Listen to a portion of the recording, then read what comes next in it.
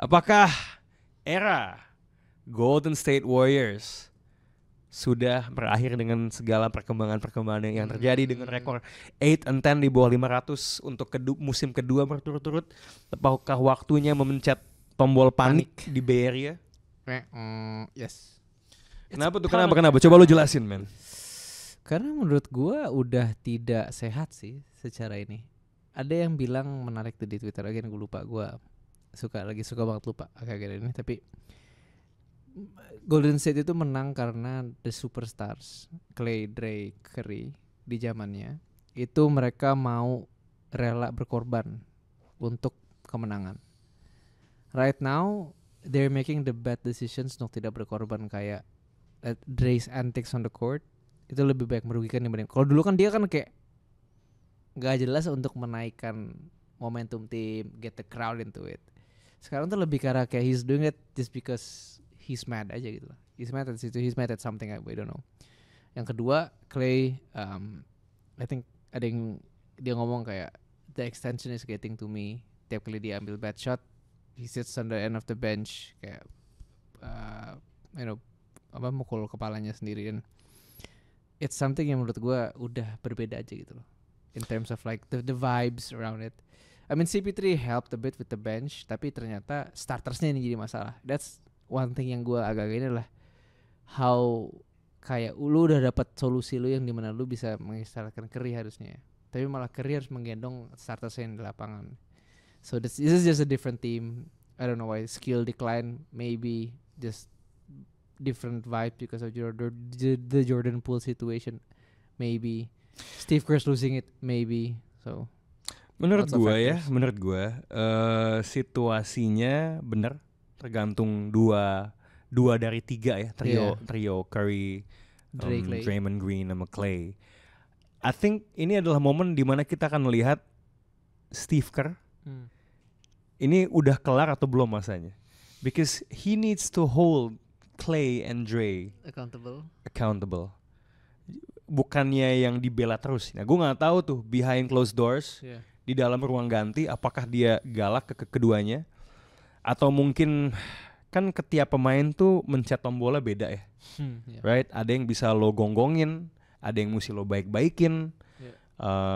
Nggak tahu ya, mungkin kalau Clay dia yang harus lo baikin tuh. Kayaknya dia lagi, kalau emang bener masalah dia mikirin extensionnya gitu. Tapi harusnya itu membuat tim bermain lebih baik ya.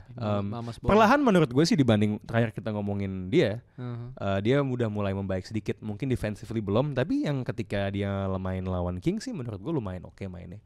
Bukan jadi yang paling bisa lo salahin. Draymond sebenarnya kalau Draymond lagi main bagus, Golden State mainnya bagus. Cuman too much lapses kayak yang lu bilang tadi, dia marah sama siapa sih.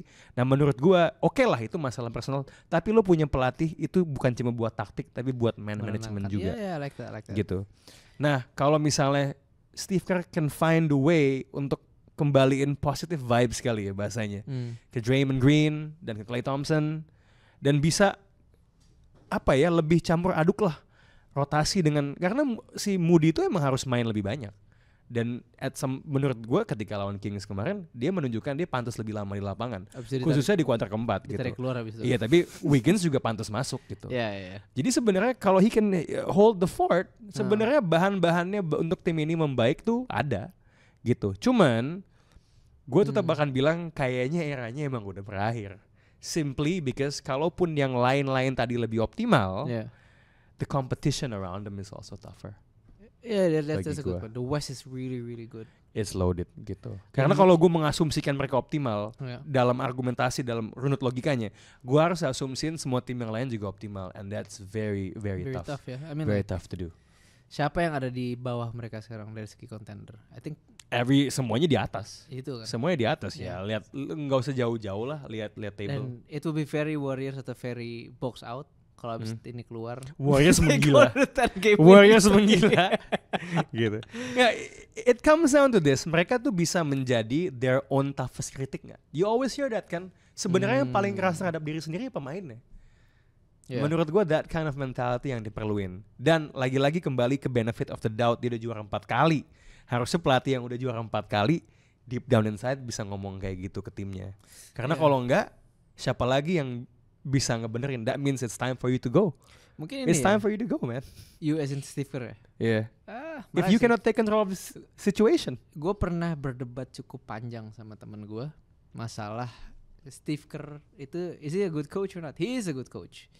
Dia bisa juara. Tapi kalau misalnya gue ranking itu, I would rank Erik Spoelstra ahead of him by a mile. Jadi Pop Spoelstra to a certain degree, some young coaches yang gue suka banget, and then there's Kerr. Just because number one, I believe that KD was the biggest factor of him winning 2 championships in the middle. Jordan Poole was the second factor yang dia menang keempat. Iya, dan menurut sebenarnya di mana gue rasa Steve Kerr tuh nilai gue naik lagi adalah yang dimenangkan oleh Jordan Poole itu. Iya, tapi sebenarnya ya kalau itu absurdly karena Jordan Poole ngangkat banget. Yeah, and also Steph played well lah. Yeah, I mean like Steph itu menurut gue tapi that's a given. That's a given. But like kalau nggak ada Jordan Poole dia wouldn't. Sama satu lagi. Sama Andrew Wiggins waktu itu. Iya, ngejagain si Tatum, right? Yeah. Dan apa namanya? Menurut gue, Draymond Green memenangkan pertempuran mental lawan Jalen Brown.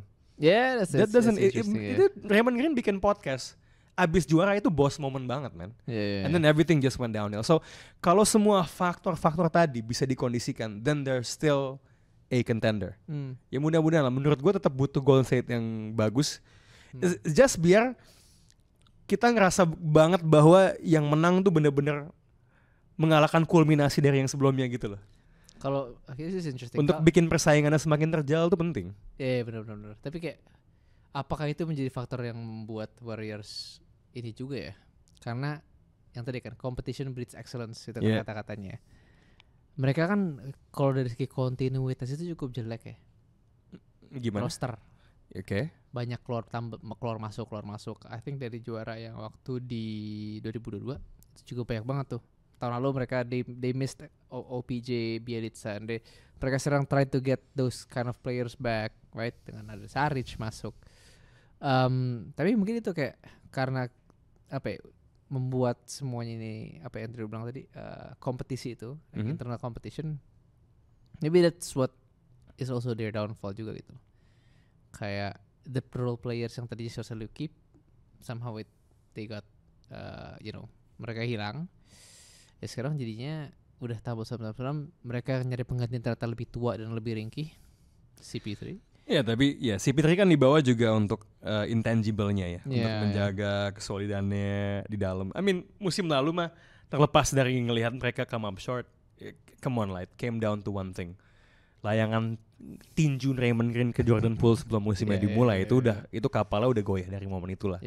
Nah sekarang it's just about recovering the pieces. Apakah kapalnya itu bisa kembali solid lagi gitu? Agak sulit. Even if solid lagi, kompetisinya lawannya tuh lebih rentan. Lebih solid. So gue sih ngerasa dark days ahead lah buat Golden State ya.